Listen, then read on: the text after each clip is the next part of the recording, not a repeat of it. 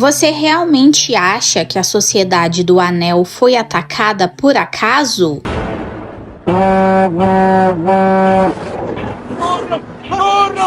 E se eu te disser que Sauron e Saruman já sabiam exatamente onde eles estavam?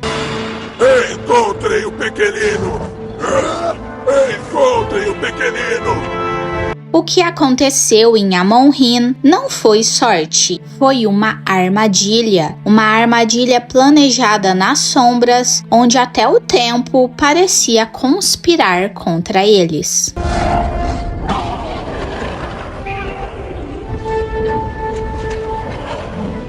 Se a Sociedade do Anel queria ter alguma chance de sucesso, o segredo era o mais importante. Por isso o grupo era pequeno, por isso eles escolheram atravessar lugares perigosos e desertos, e também por isso decidiram entrar até nas profundezas de Moria. Mas no dia 26 de fevereiro, esse segredo acabou indo por água abaixo. A sociedade foi atacada por orcs em Amon-Rhin. Boromir acabou morto, Merry e Pippin foram levados e o grupo se separou. E a dúvida que fica é: como os orcs sabiam onde a sociedade estava? Se você só viu os filmes, pode parecer meio confuso entender como os Uruk-hai de Saruman conseguiram encontrá-los. A gente vê Saruman mandando eles irem atrás do grupo, mas nunca é mostrado como eles sabiam o lugar exato.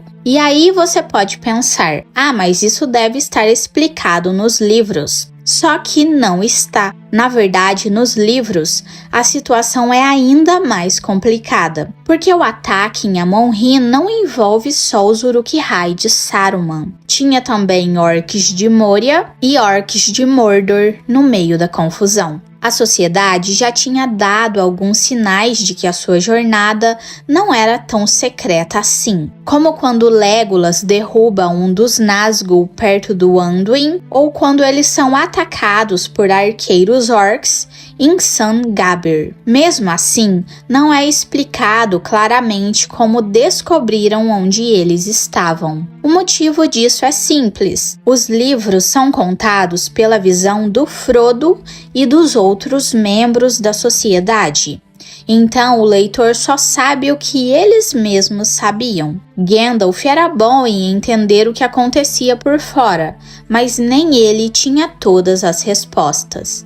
E o ataque em Amon-Rhin é um desses casos em que o grupo simplesmente não entendeu como foi descoberto. Aragorn chega a comentar que o traidor Saruman provavelmente ficou sabendo da jornada deles, e que talvez alguns orcs de Moria tenham escapado de Lothlórien e espalhado a notícia. Essa ideia faz sentido, mas não explica porque os orcs de Isengard e de Mordor aparecem no mesmo ataque. Felizmente, Tolkien deixou muitas anotações nos bastidores. Ele chegou a fazer uma espécie de planilha para acompanhar os passos de cada personagem. Esses registros são meio difíceis de entender, mas foram incluídos no Guia de Leitura de O Senhor dos Anéis, que ajuda muito a entender o que realmente aconteceu. Muitas informações sobre a busca pelo Um Anel, especialmente as que aparecem nos contos inacabados, só faz sentido com esse guia. Com ele dá para entender bem melhor o que os inimigos estavam fazendo enquanto procuravam por Frodo. E no fim das contas, Aragorn estava certo. Os orcs de Moria tiveram um papel fundamental para revelar onde a sociedade estava. No dia 15 de janeiro de 3019, a sociedade conseguiu escapar de Moria. Revoltados porque um dos seus chefes havia sido morto, os orcs decidiram persegui-los até Lothlórien, mas foram derrotados pelos elfos. Mesmo assim, eles não desistiram.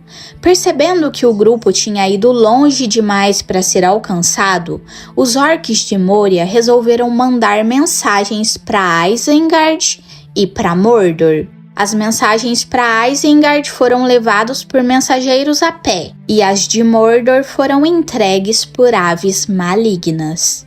Nessas mensagens, eles contavam o que tinha acontecido em Moria e também mencionavam a presença do Gollum. Essas informações chegaram aos 2 lugares no dia 18. Assim que receberam a notícia, Saruman e Sauron reagiram. Sauron enviou um orc de alto cargo chamado Grisnak, junto com uma tropa. Esse orc parecia conhecer bem Gollum, sabia bastante sobre Sauron e até tinha ideia da existência do Um Anel. Já Saruman mandou apenas alguns batedores, liderados pelo Uruk, o Gluk. A razão de Saruman não mandar um exército maior é simples. Ele ainda tentava manter as aparências, fingindo que era apenas um servo fiel de Sauron, e não um rival. Mesmo que Sauron já desconfiasse de Saruman nessa época,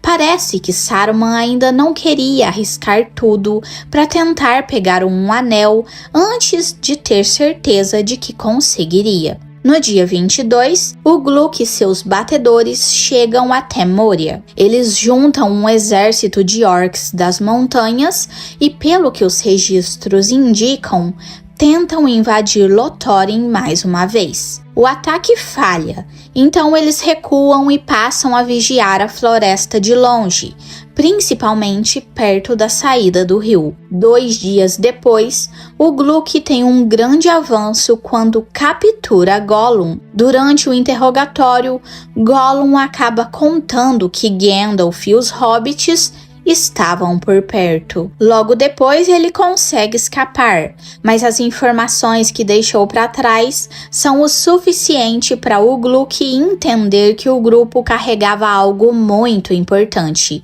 provavelmente o Um Anel, a tal arma élfica. O Gluk envia mensageiros para levar notícias a Saruman, mas sem mencionar nada sobre o anel, já que ele mesmo não compartilhou essa parte da informação. Isso acaba sendo um detalhe importante, porque 2 dias mais tarde, no dia 26, Grisnak atravessa o rio Anduin e acaba encontrando os mensageiros de Ugluk. Ele ouve o que eles têm a dizer, os deixa seguir viagem e volta para o Anduin, onde se encontra com um dos Nazgûl em San Garbin, esperando novas ordens. Com base no que ouviu, Grisnak também chega à conclusão de que a sociedade está com um anel. Afinal, todos os sinais estavam lá: Gandalf, Gollum e um grupo de hobbits. Mas o fato de os mensageiros não falarem sobre o anel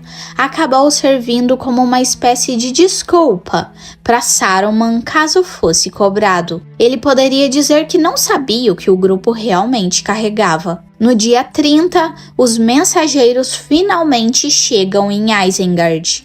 Eles ainda não sabem sobre o anel, mas Saruman também consegue deduzir a verdade por conta própria. E é aí que ele decide agir de vez. Manda um exército maior atrás de Ugluk com novas ordens claras: capturar os hobbits vivos e matar todos os outros. Alguns dias depois, no dia 2 de fevereiro, Grisnak também recebe reforços e instruções para cooperar com o Ugluk. Nessa altura, os registros dizem que Sauron ainda não desconfiava de Saruman, bem entre aspas mesmo. Essa parte é meio confusa, porque a frase Sauron ainda não suspeitava é bem vaga.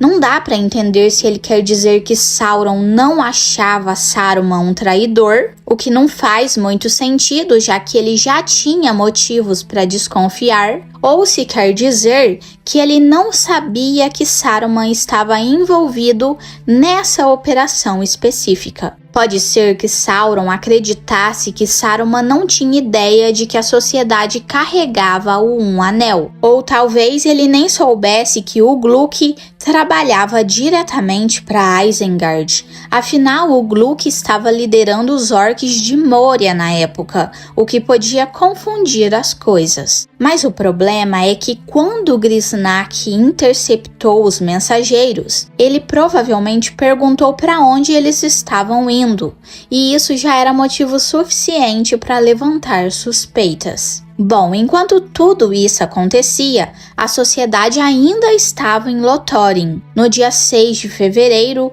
o Gluck parece ter deixado de vigiar a floresta e foi procurar rastros no norte de Rohan, sem muita explicação. No dia 10, ele chega a Sangarbin e se encontra com Grisnak. Os dois começam a preparar uma emboscada perto das corredeiras. Só que a movimentação de Ugluk no norte de Rohan chama a atenção dos cavaleiros de Rohan. Não o grupo de Elmer, mas outro destacamento. Eles acabam expulsando os orcs de Isengard para mais ao sul, forçando eles a recuar até a margem oeste do Anduin. Com isso, antes mesmo da sociedade chegar, o Gluck já estava nas redondezas de Amon-Rhin. Enquanto isso, Grisnak e seus orcs continuavam observando do outro lado do rio, na margem leste. No dia 16, a sociedade finalmente deixa Lothlórien. No dia 22, Grisnak recebe a notícia de que o grupo está se aproximando. Um dos Nazgûl é chamado, mas Sauron não permite que ele cruze o Anduin, provavelmente para não correr riscos desnecessários. No dia 23, a sociedade passa por Sangarbin e é atacada por arqueiros orcs. Mas como a margem oeste do rio não estava vigiada, eles conseguem escapar e encontrar um lugar seguro. Durante essa emboscada, Legolas acerta um dos Nazgûl, que cai além da margem leste. Os orcs ficam abalados, mas Grisnak não desiste. Ele acredita que o grupo está indo em direção a Minas Tirith, então atravessa o rio com seus orcs e começa a persegui-los pela margem oeste. No dia 25, a sociedade chega a Parth Galen e monta acampamento. Durante a noite, Aragorn pede para Frodo sacar ferroada, e a espada começa a brilhar em azul, sinal de que há orcs por perto, mas ainda há alguma distância. Aragorn imagina que possam haver espiões na margem leste, e comenta que nunca ouviu falar de orcs vagando por Amon-Rhin. Mesmo assim, ele não está totalmente seguro. Curiosamente, apesar de os orcs estarem por perto, a sociedade passa a noite toda em Parth Galen sem nenhum ataque. Isso mostra que o Gluck e os seus orcs não estavam observando o rio diretamente e provavelmente não perceberam a presença do grupo ali, mesmo estando bem próximos. E mesmo que pareça estranho o Gluck não estar vigiando o rio, dá para entender o motivo. Ele tinha sido expulso para o sul cerca de uma semana antes da sociedade sair de Lothlórien. Então, diferente de Grisnak, ele nem fazia ideia de que o grupo estava indo naquela direção. Isso só mudou quando Grisnak conseguiu reencontrar o Gluck, o que aconteceu também no dia 25, mas quase com certeza depois que a sociedade já tinha chegado em Parth Galen. Se eles tivessem se encontrado antes, os orcs provavelmente já estariam esperando por eles lá.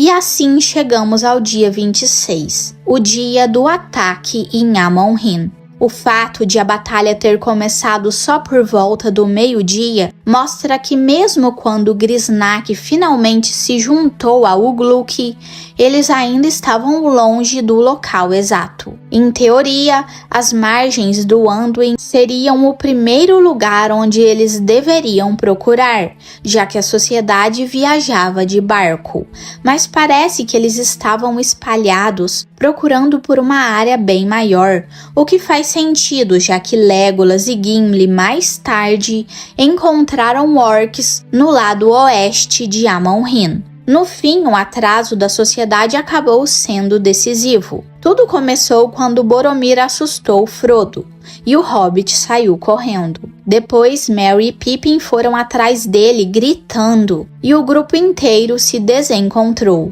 Os orcs acabaram encontrando Merry e Pippin primeiro e Boromir tentou defendê-los. Ele foi morto nessa luta. Os orcs, achando que já tinham feito o que precisavam, levaram os 2 hobbits e foram embora. Ou seja, não foi como se Saruman tivesse mandado o Gluk direto de Isengard com um plano perfeito. A verdade é que a perseguição vinha acontecendo fazia tempo. Desde que o grupo saiu de Moria, eles estavam sendo observados e seguidos. Tanto Sauron quanto Saruman já tinham entendido onde eles estavam e o que carregavam. Por isso mandaram tropas para interceptá-los. Mesmo sem conseguir alcançar o grupo em Lothlórien, eles sabiam que o único caminho possível era seguir para o sul, e o jeito mais rápido e seguro de fazer isso seria descendo o rio. Então, não foi exatamente azar a sociedade ser atacada em Amon-Rhin. Na verdade, foi sorte terem conseguido chegar até ali. Mas como eu disse antes sobre o plano de Aragorn, ainda existia uma chance deles escaparem. Se Boromir não tivesse assustado Frodo, a sociedade poderia ter partido pelo menos 2 horas antes. Isso daria tempo de atravessar para o lado leste do rio, ou até descer pela escadaria ao norte das cataratas de Hauros, talvez até ambos os caminhos. Quem atravessasse o rio provavelmente estaria seguro, porque os orcs não tinham como atravessá-lo, e quem seguisse pelas escadas do norte também poderia escapar, já que os orcs provavelmente nem sabiam da existência desse caminho. Mas essa pequena janela se fechou e o resultado foi o que a gente já conhece. A sociedade acabou sendo alcançada e parte dela foi destruída.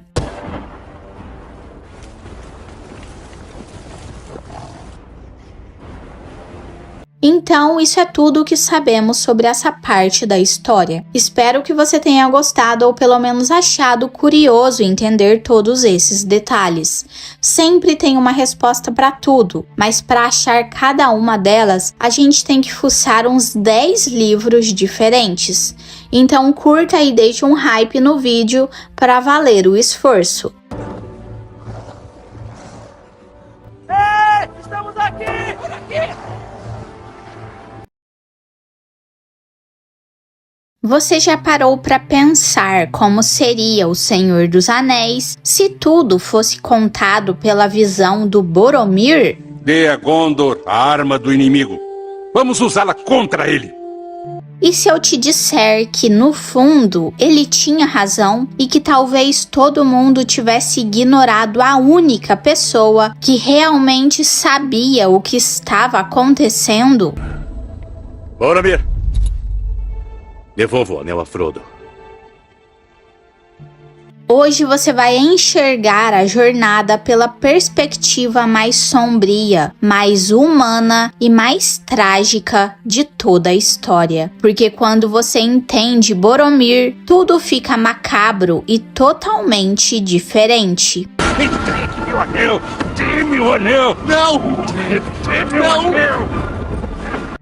Boromir não chega até o final da história, mas o caminho dele é muito interessante, principalmente porque grande parte do que ele viveu aconteceu antes de aparecer em Valfenda. Quando começamos a obra, somos levados para o Condado, um lugar calmo, cheio de verde, onde quase ninguém tem noção do que está acontecendo no resto do mundo. Até ouvimos algumas notícias ruins vinda do sul e do leste, e depois os Cavaleiros Negros surgem, mas a vida ali ainda seguia tranquila.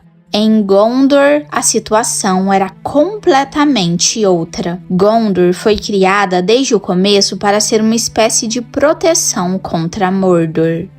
Tudo lá sempre esteve voltado para aquele lado. Exércitos, muros, vigias, alertas. E agora Sauron tinha voltado e estabelecido seu poder ali novamente. A Montanha da Perdição estava ativa de novo.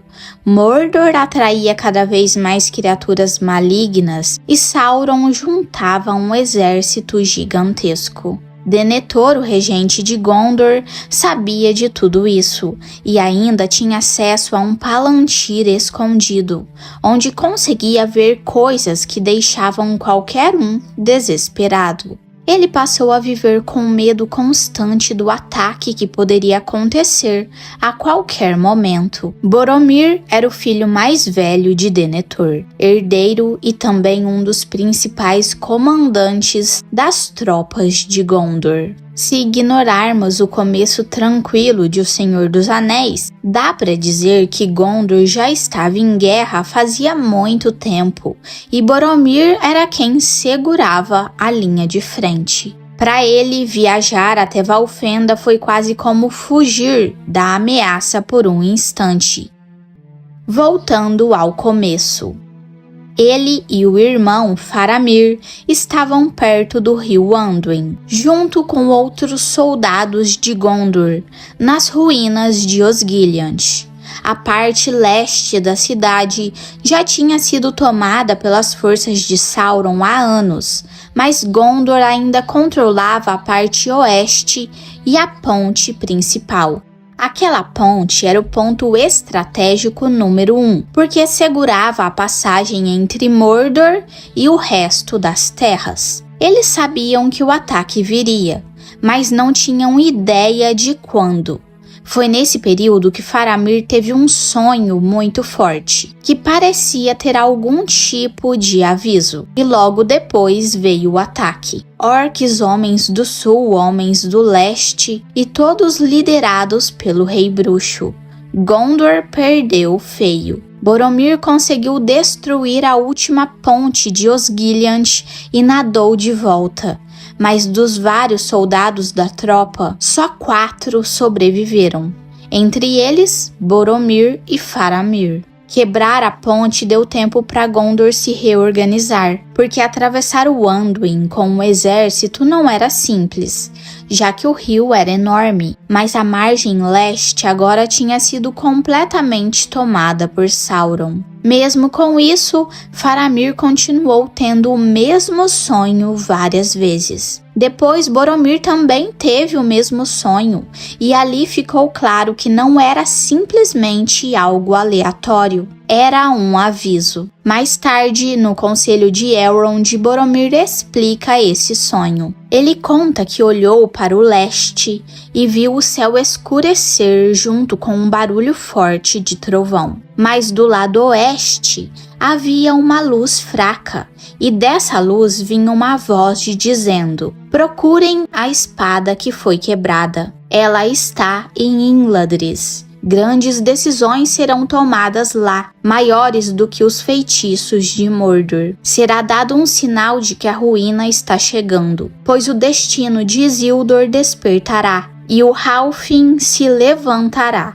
Nenhum dos dois entendeu direito o sonho, mas sabiam que algo era sério, então decidiram contar a Denethor. Denethor não aparece muito bem nos filmes e nos livros também parece duro, mas Tolkien deixa claro que encontramos ele já num momento de queda, cansado de anos de guerra e preocupado com o fim de Gondor. Ele conhecia Valfenda e explicou aos filhos o que era Imladris. Nesse momento, vemos algo muito importante sobre Boromir.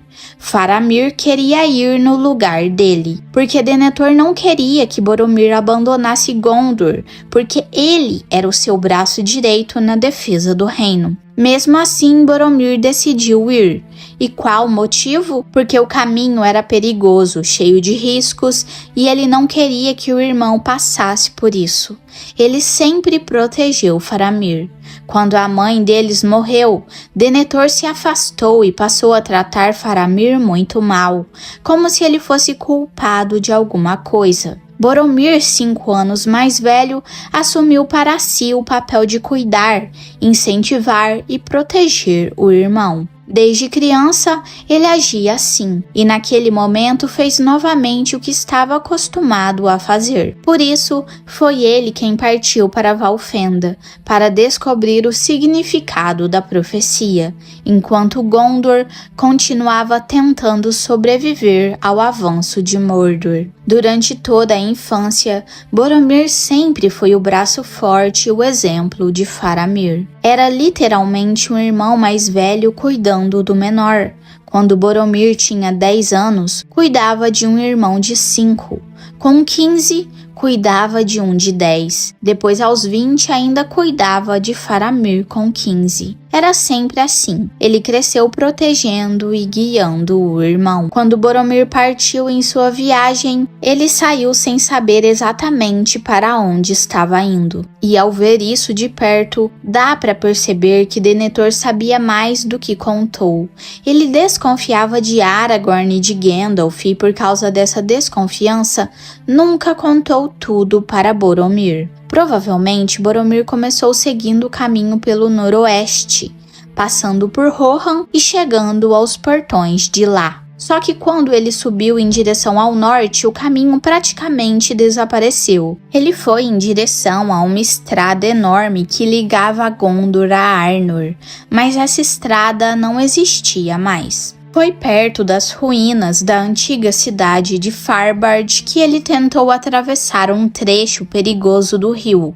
Perdeu o cavalo e provavelmente perdeu também boa parte do que levava. Daí em diante foi tudo a pé. Ele passou exatos 110 dias viajando, ou seja, mais de 3 meses andando diariamente, passando dificuldade até finalmente encontrar Valfenda. Quando chegou, descobriu que mais gente foi chamada para lá sem nem perceber.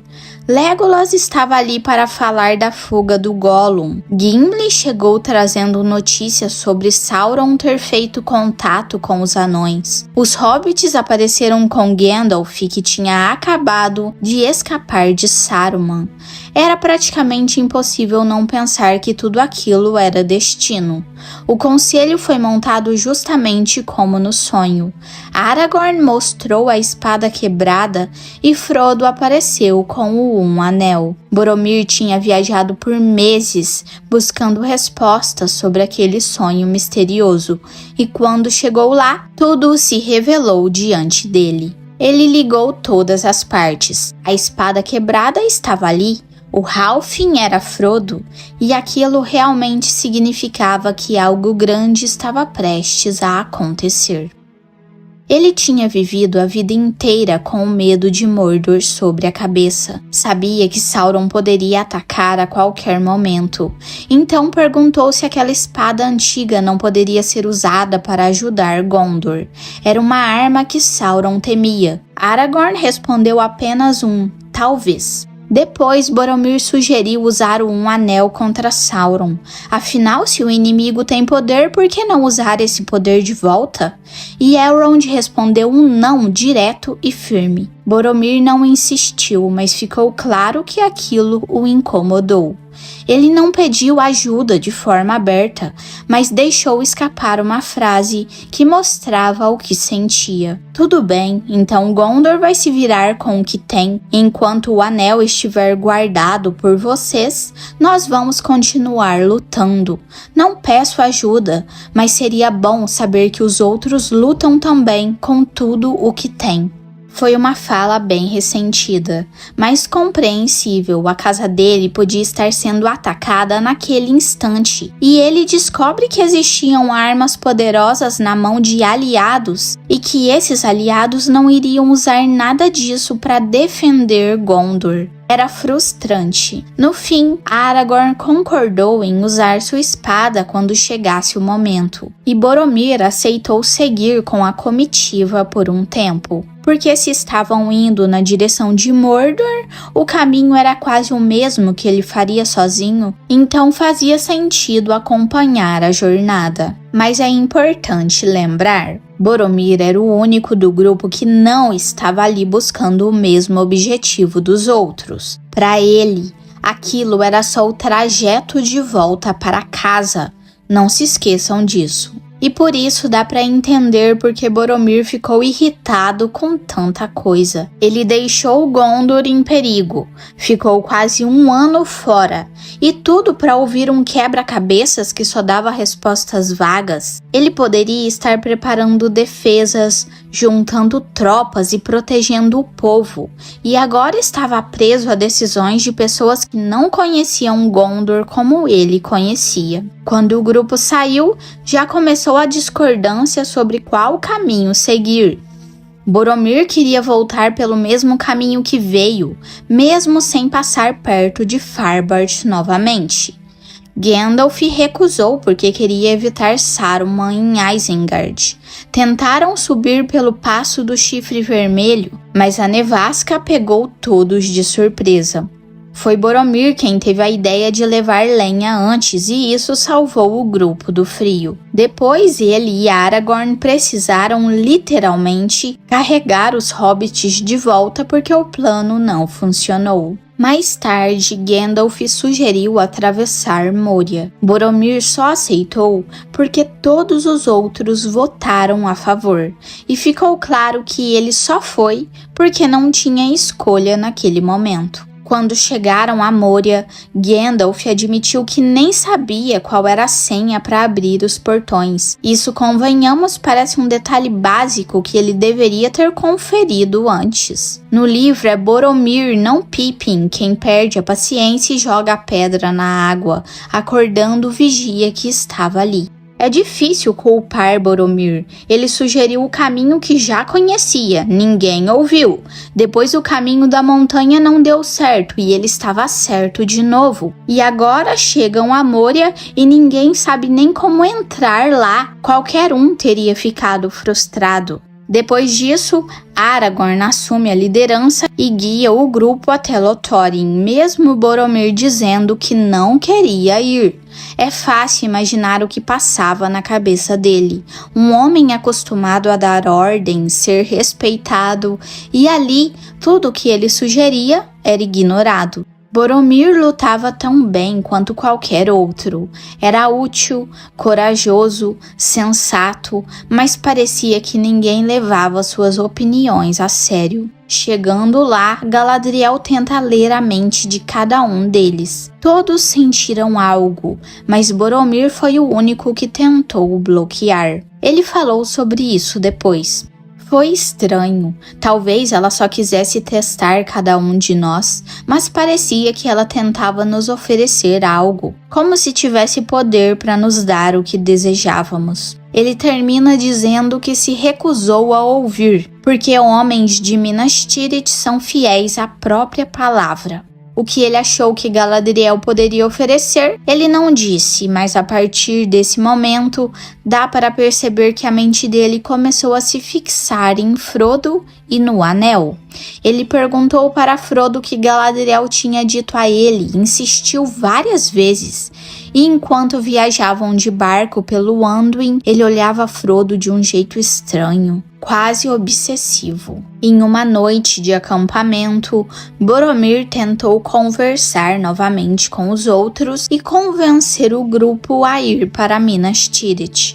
A cidade estava perto, era o destino lógico, e ele acreditava que Mordor significava a morte certa, mas ninguém aceitou, ninguém a apoiou. E no fim ele percebeu que voltaria para seu pai sem nada, depois de ter deixado Gondor exposta por meses. Ele via elfos, anões e guerreiros poderosos recusando ajudar o seu povo, e isso o corroía.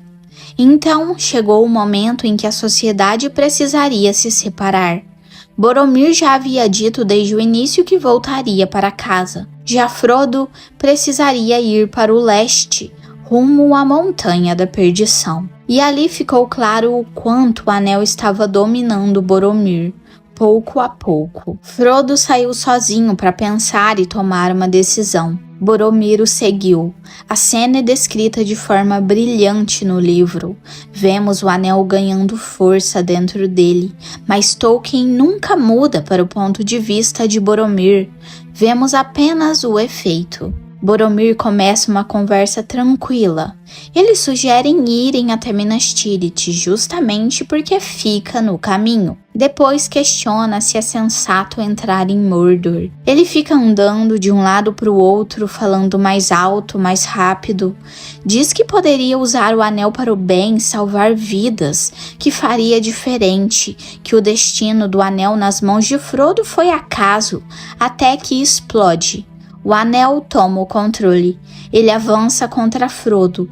O rosto muda, os olhos ardem, ele parece outra pessoa. Mas o domínio do anel cai tão rápido quanto veio. Boromir cai no chão, quase como se acordasse, e começa a chorar, arrependido. É trágico porque entendemos o motivo. Ele queria salvar o seu povo. Ele não suportava voltar sem resposta, sem ajuda e sem solução para o ataque que poderia começar a qualquer momento. Frodo foge e quando vemos Boromir de novo, ele está destruído por dentro. Ele volta com o olhar baixo, com vergonha, sabendo que tinha feito algo grave. Admite que discutiu com Frodo e que Frodo desapareceu. Aragorn então coloca sobre ele a responsabilidade de proteger Merry e Pippin e aqueles dois correm imediatamente atrás do amigo. Dá para defender? Não, né? A morte de Boromir não é detalhada no livro, mas sabemos que ele morreu como um herói. Aragorn o encontra gravemente ferido, com várias flechas em seu corpo, cercado de orcs mortos, mais de 20. Com seu último fio de voz, confessa o que fez e diz que falhou, porque era assim que ele se sentia. Deixou seu povo sem apoio, não trouxe os aliados que desejava, caiu ao poder do anel e falhou em proteger os hobbits. Mas Aragorn não deixa ele morrer acreditando nisso. Não, disse Aragorn, segurando sua mão. Você venceu. Poucos conquistaram uma vitória tão grande. Descanse agora. Minas Tirith não cairá. E ali está tudo. Sim, Boromir errou, mas o erro dele abriu espaço para Frodo seguir sozinho. Foi esse rompimento que permitiu que a missão continuasse do único jeito possível. O que eu fiz? Por favor, Frodo. Sim, o anel o dominou, mas ele encontrou redenção protegendo Merry e Pippin com a própria vida.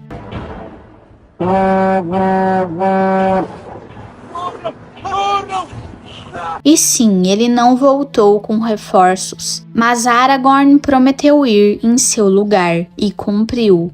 Boromir morreu acreditando ser uma falha, mas a verdade é que sua queda criou o caminho que salvaria tudo. Sem ele, nada teria se desenrolado da forma que se desenrolou. Na morte dele não houve derrota, houve o começo da maior vitória da Terceira Era. O chifre de Gondor. Boromir. Então, por hoje é isso. Não deixe de me falar o que você achou do vídeo de hoje. E por favor, não se esqueça de se inscrever para ajudar o meu canal a crescer e ative o sininho das notificações para ficar por dentro quando eu postar um vídeo novo por aqui.